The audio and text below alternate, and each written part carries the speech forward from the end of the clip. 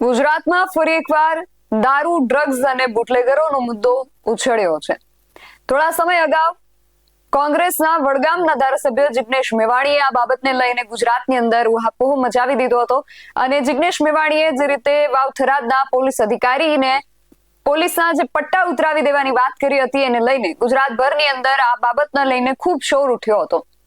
આ બાબત જેમ જેમ સ્થાનિક સ્વરાજ્યની ચૂંટણીઓ નજીક આવી ત્યાં સુધીમાં શાંત થઈ ગઈ હતી, પરંતુ ફરી એકવાર હવે ગુજરાતની અંદર આ મુદ્દો ઉઠ્યો છે અને જિગ્નેશ મેવાણીએ એવું કહ્યું છે કે જ્યારે આ મુદ્દો થયો હતો, આ આખી ઘટના સર્જાઈ હતી, ત્યારે મને થોડો રંજ થયો હતો કે હું કદાચ વધારે બોલી ગયો છું, પણ હવે મને આ બાબતનો 1% પણ રંજ નથી રહ્યો.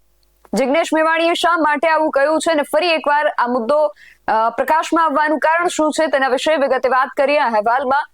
જય હિન્દ, BSI ન્યૂઝ પર આપની સાથે હું છું નિધિ ગઢવી. ગુજરાતની અંદર આમ તો કહેવાય છે કે દારૂબંધી છે, પણ આ દારૂબંધી કેટલી અસરકારક છે અને કેટલી અમલમાં છે એ તમે હું બધા જ જાણીએ છીએ. દારૂબંધી વાળા કહેવાતા ગુજરાતની અંદર શેરીએ ને ખૂણે જે દારૂ મળે છે એના વિશે એક બાળક પણ જાણતું હોય છે.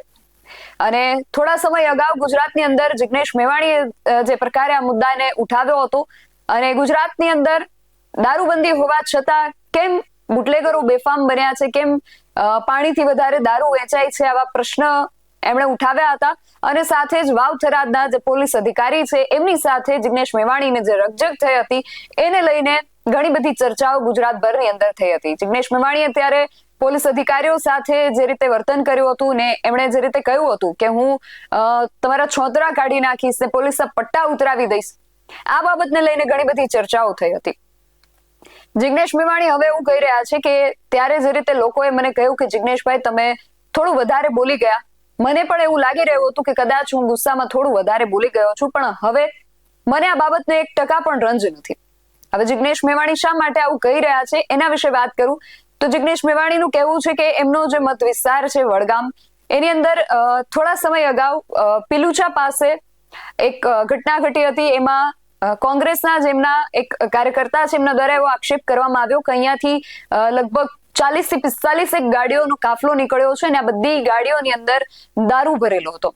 અને ફરી એકવાર હવે જિગ્નેશ મેવાણી એવા આક્ષેપ કરી રહ્યા છે કે પિલુચાથી થોડે દૂર ઘોડિયાલ ગામ જે આવેલું છે ત્યાં આ પ્રકારે જ ગાડીઓનો કાફલો નીકળ્યો હતો, એમાં દારૂ ભરેલો હતો અને એક જીઆરડી જવાને આ કાફલાને વિડીયોમાં કેદ કરવાનો પ્રયાસ કર્યો તો એ બુટલેગરો હતા અને એમના દ્વારા એ જીઆરડી જવાનને મારવામાં આવ્યો છે. આ સમગ્ર વિષયને લઈને જિગ્નેશ મેવાણી શું કહી રહ્યા છે અને સાથે જ જે દ્રશ્યો આવ્યા છે તેના પર પણ કરીએ એક નજર. મિત્રો, યાદ હોય તો થોડાક મહિના પૂર્વે થરાદ પોલીસ સ્ટેશનનો ઘેરાવ કરી ત્યારે પોલીસ તમે બરાબરના છોતરા કાઢી નાખ્યા હતા. તમને દ્રશ્યો એ પેલું પટ્ટા ઉતારી દેવા વાળું મારું સ્ટેટમેન્ટ તમને કદાચ યાદ હશે. ત્યારે તમારા મને કેટલાક મિત્રોને થયું છે કે સે જિગ્નેશભાઈ વધારે બોલી ગયા. 1% મને પણ એવું લાગતું હતું.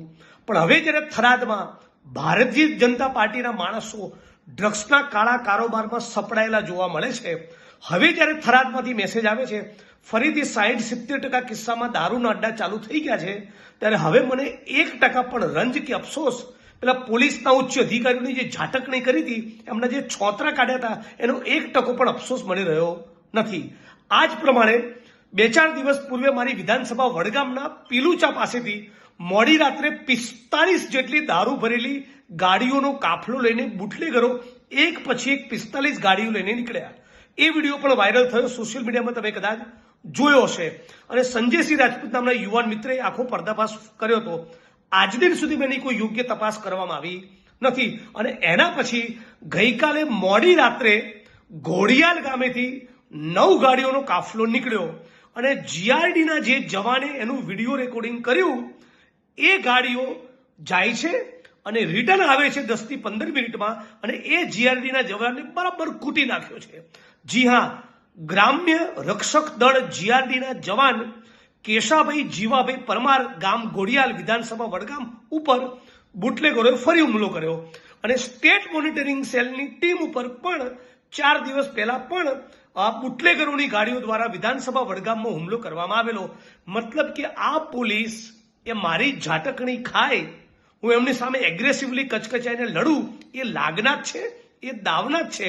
એટલે બધા મિત્રોને કહેવા માંગુ છું કે મારી ભાષાની ચિંતા કરવાના બદલે સત્ય અને ન્યાયના પડખે ઉભા રહો અને બનાસકાંઠામાંથી ગુજરાતમાંથી દારૂ ડ્રગ્સનું દૂષણ એ કાયમ માટે નાબૂદ ન થાય ત્યાં સુધી સાથે મળીને લડવું જોઈએ. હું માગણી કરું છું કે આ ઘોડિયાલવાળું જે પ્રકરણ બન્યું છે, ઘોડિયાલના જીઆરડીના જે જવાન ઉપર બુટલેગરો દ્વારા ઘોડિયાલ મુકામે બુટલેગરોની ગાડીઓનું વિડીયો રેકોર્ડિંગ કરવા બદલ જે હુમલો કરવામાં આવ્યો, તાત્કાલિક અસર તેની તપાસ કરી જે પણ બુટલેગરો છે એની સામે ગુનો દાખલ કરવામાં આવે અને એ હદ વિસ્તારમાં કોની જવાબદારી બને છે, એ પીએસઆઈ હોય, પીઆઈ હોય, એસપી હોય, આઈજી હોય, કોઈ પણ અધિકારી હોય, એ બધાનો સરકારે ખુલાસો માંગવો જોઈએ અને બધાની સામે પણ ઇન્ક્વાયરીનો ઓર્ડર કરવા જોઈએ, જરૂર પડે સસ્પેન્ડ કરવા જોઈએ, જરૂર પડે ફોજદારી ગુનો દાખલ કરવો જોઈએ.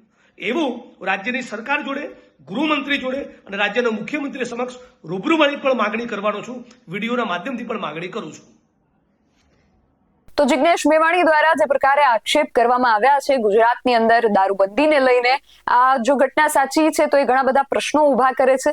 તમારું આ સમગ્ર વિષયને લઈને શું માનવું છે અમને કમેન્ટ કરીને ચોક્કસથી જણાવજો. આવા જ વધુ અહેવાલો સાથે મળતા રહીશું. તમે મારી યુટ્યુબ ચેનલને સબસ્ક્રાઇબ કરવાનું અને અમને ફેસબુક અને ઇન્સ્ટાગ્રામ પર ફોલો કરવાનું ભૂલશો નહીં. બાકી નવી અપડેટ્સ માટે આપ જોતા રહો BS9 TV ન્યૂઝ. નમસ્કાર.